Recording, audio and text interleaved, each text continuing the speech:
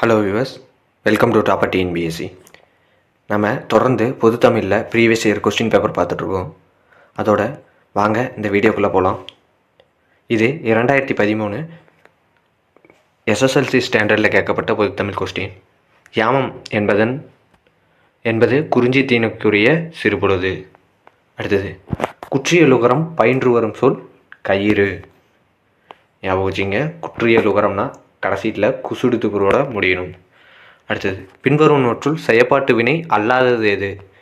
பாருங்கள், கல்வி நுண்பொருளாகையால் வெள்ளத்தில் அழியாது. இது செயப்பாட்டு வினை அல்ல. அடுத்தது, செய்தி படங்கள் வாயிலாக நிகழ்வுகளை நம் இருப்பிடத்திலிருந்தே கண்டுகளிக்கலாம். விடைக்கேற்ற வினாவை தேர்ந்தெடுக்க சொல்லியிருக்காங்க. எதன் வாயிலாக நிகழ்வுகளை தம் இருப்பிடத்திலிருந்தே கண்டுகளிக்கலாம் அப்படிங்கிறது தான் கரெக்டான விடை. அடுத்தது, உலகெங்கும் தமிழர்கள் வாழும் நாடுகளின் எண்ணிக்கை எத்தனை? ஏறத்தாழ 154 நாடுகள்.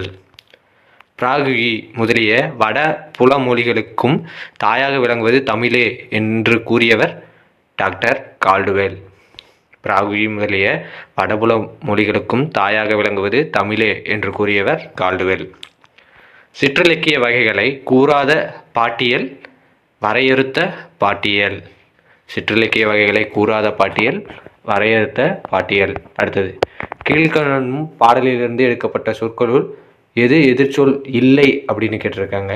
நல்லார் ஒருவருக்கு செய்த உபகாரம் கல்மேல் எழுத்து போல காணுமே, அல்லாத ஈரமிலா நெஞ்சத்தாருக்கு ஈந்த உபகாரம் நீர்மேல் எழுத்திற்கு நேர்.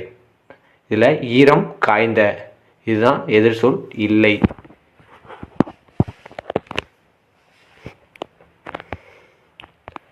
அடுத்தது, கௌட நெறி புலவர் என அழைக்கப்படுபவர் ஒட்டக்கூத்தர். அடுத்தது, தமிழை ஆட்சி மொழியாக கொண்டுள்ள வெளிநாடுகள் இலங்கை, சிங்கப்பூர், மலேசியா. அடுத்தது, நோய்க்கு முதற் காரணம் எது? உரிய விடை. இதற்கு உட்பு தான் மிகச்சிறந்த விடை. அடுத்தது, இவரது சேவையை பாராட்டி இத்தாலி அரசு இவருக்கு சர்வதேச பெண்மணி விருதை வழங்கிற்று. அப்பெண்மணி யார்? கிரண் பேடி. ஞாபகம் வச்சுங்க, இது கேட்குறதுக்கு அவ்வளோவா வாய்ப்பு இல்லை, ஆனால் ஞாபகம் வச்சுங்க, கேட்டாலும் கேட்பாங்க. யாருன்னு பார்த்தோம்னா கிரண் பேடி. தேன் கலந்து பால் கலந்து தேன் கலந்து பால் கலந்து செழுங்கனி தீஞ்சுவை கலந்து என் ஊன் கலந்து உயிர் கலந்து உவட்டாமல் இனிப்பதுவே. இப்பாடலில் ஊன் இணையான தமிழ் சொல்லியது நினம். ஊன்னா நினம் தான் கரெக்டு. அடுத்தது, பெரிய புராணத்துள் குறிப்பிடப்போகும் தொகை அடியார்களின் எண்ணிக்கை யாது? 9 அடியார்கள். சலவர் என்னும் சொல்லுக்கூறிய பொருள் வஞ்சகர். கீழ் உள்ளவற்றுள் பரஞ்சோதி முனிவர் இயற்றாத நூல் எது? நான்முகன் அந்தாதி.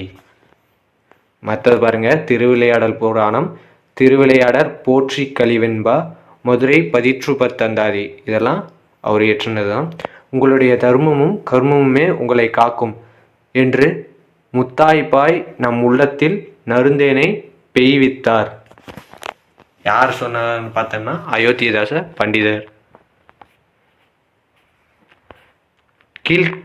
கீழ்காண்பவர்களுள் சீட்டுக்கவி எழுதியவர் சுப்பிரமணிய பாரதியார்.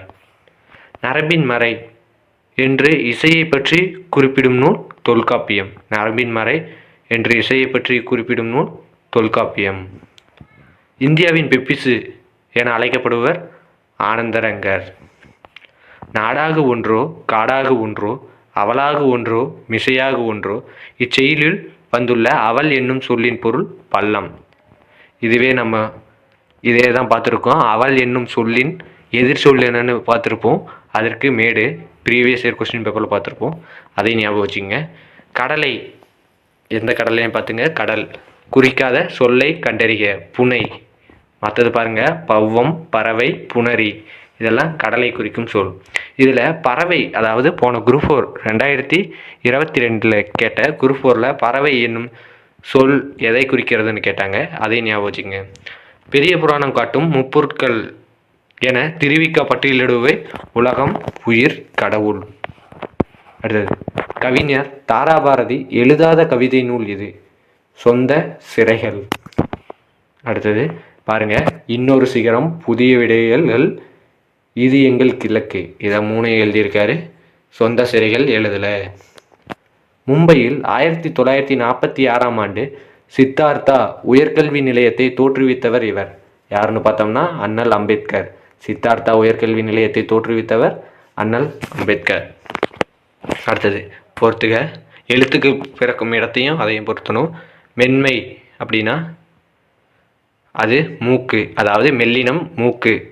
வளையல், வளையல்னு கேட்டிருக்காங்க, அது கழுத்து. காக்கை மார்பு. கக்ரீது அப்படின்னா மார்பும் தலையும். ஞாபகம் வச்சுக்கோங்க. அடுத்து, வி என்ற ஓரெழுத்து ஒரு மொழி குறிக்காத பொருள் எது? நம்ம ஒரு கொஸ்டினை பார்க்குறோம்னா அந்த கொஸ்டினை ஆன்சரை எழுதுறதுக்கு முன்னாடி அந்த குறிக்காத சொல்லா குறிக்கும் சொல்லான்னு பார்க்கணும். வீணா காற்று மட்டும்தான் குறிக்காத சொல்.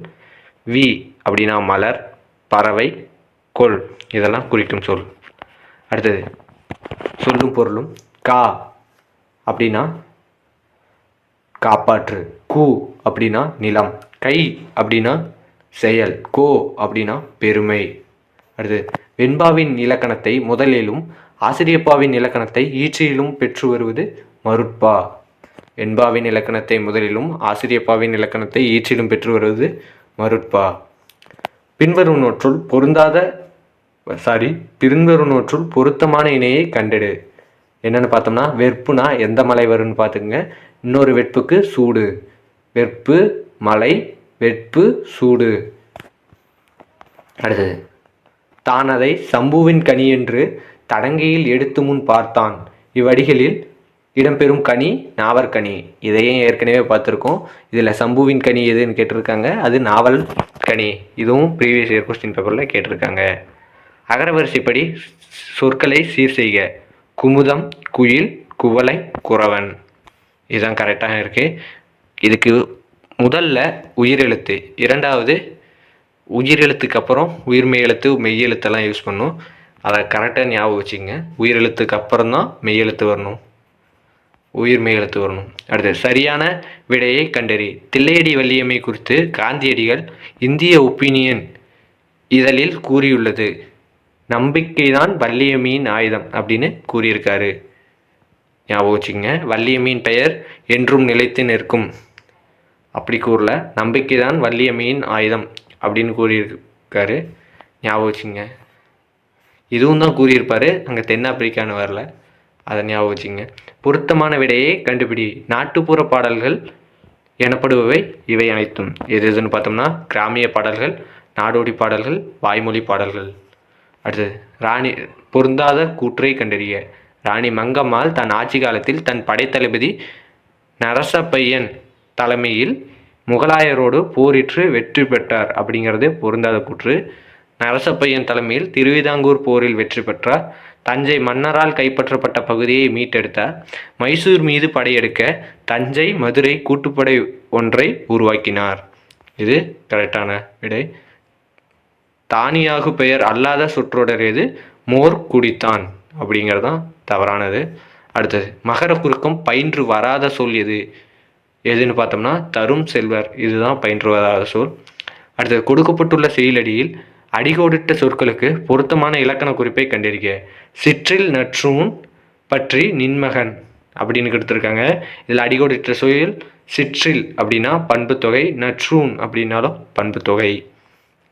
அடுத்தது 89, நில் என்னும் வேர் சொல்லின் தொழில் பெயரை கண்டறிக. நிற்றல் வரும். வேர் சொல்ல தொழில் பெயர்னா அல், தல், அம், ஐ, கை, மை, வி, சி அப்படின்னு முதல்ல இன்னும் நிறைய இருக்குது. அடுத்து, பின்வரும் இலக்கண குறிப்புக்கு பொருந்தாத தொடரை கண்டறிக. ஆகு பெயர் அப்படின்னா பழம், உண்டான். அடுத்தது, பொருந்தாத இணையை கண்டறிக. நூல் அப்படின்னா வரைங்கிறதான் தவறானது. தாள் அப்படின்னா வணங்கு. கலை அப்படின்னா பரி. நார் கிளி. இதை பாருங்கள், இணை தான் கேட்டிருக்காங்க. அடுத்தது, தீங்கின்றி வாக்கிய அமைப்பினை கண்டறிதல். தீங்கின்றி நாடெல்லாம் திங்கள் மும்மாறி பெய்தது அந்த காலம் எவ்வகை வாக்கியம் என சுட்டுக. செய்தி வாக்கியம். அடுத்தது வாகீசர் என்றழைக்கப்படும் சான்றோர் யார்? திருநாவுக்கரசர். நெடுந்தொகை என்று அழைக்கப்படும் நூல் அகநானூறு. அடுத்தது அனைவரும் தாய்மொழியை போற்றுக. காரணம் விளைவு வேண்டுதல், வாழ்த்தல், வைதல் ஆகியவற்றுள் ஒன்றை தெரிவிக்கும் வாக்கியம் வேங்கோல் வாக்கியம். இதில் ஏ மற்றும் ஆர் இரண்டும் சரி. மேலும் ஆர் என்பது ஏவிற்கான சரியான விளக்கம். அடுத்தது பெயர் சொல்லின் வகையை அறிக. கேண்மை அப்படின்னா அது குணப்பெயர். கேண்மைனா நட்பு.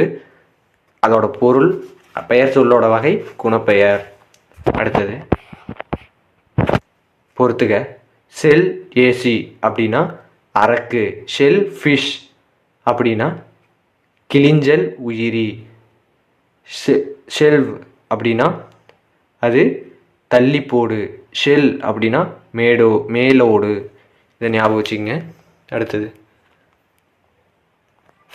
ஃபோர்ஃபெண்ட் என்ற ஆங்கில சொல்லுக்கு கீழ்காணும் விடைகளில் எது தவறானது? ஒன்று சேர் அப்படிங்கிறதான் தவறானது. தவிர், விளக்கு, வேறு பக்கமாக திருப்பு.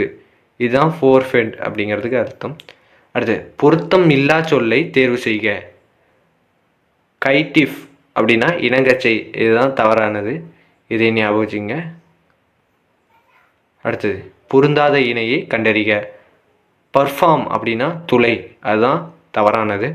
ஹோல்னா தான் துளை. இதோட இந்த வீடியோ முடியுது. இந்த வீடியோ பிடிச்சிருந்தா லைக் பண்ணுங்கள், ஷேர் பண்ணுங்கள், சப்ஸ்கிரைப் பண்ணுங்கள். நன்றி.